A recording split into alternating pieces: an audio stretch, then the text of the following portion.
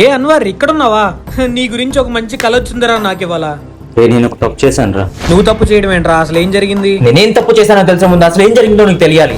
రీ ఏంట్రా అంత కోపంగా ఉన్నావు? ఏం తప్పు చేసావురా? భానుగడు ఇంట్లో పరిస్థితి బాగలేదంటే తెలిసిన వాళ్ళ దగ్గర నుంచి 10 లక్షలు డబ్బు ఇప్పించాను రా. చెప్పాడురా, దాంట్లో ఏముంది, మంచి పనేగా. వాడు సరిగా డబ్బులు కట్టట్లేదని వాళ్ళు నా ఇంటి మీదకి వచ్చి గొడవ పెట్టుకుంటుంటే ఆ విషయం తెలుసు కూడా వాడు పట్టించుకోవట్లేదురా.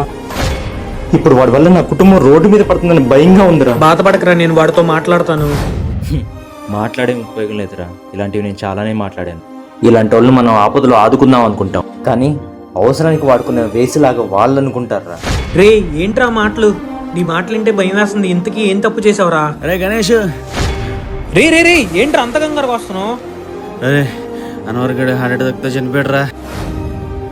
ఏం మాట్లాడుతున్నావురా? ఏంట్రా అటు చూస్తున్నావు? రే బాను, వాడికి ఎందుకురా హార్ట్ స్ట్రోక్ వచ్చింది? వాడికి బయట డబ్బులు ఉన్నాయంట్రా, ఆ టెన్షన్ తో హార్ట్ స్ట్రోక్ వచ్చింది అంటున్నారు.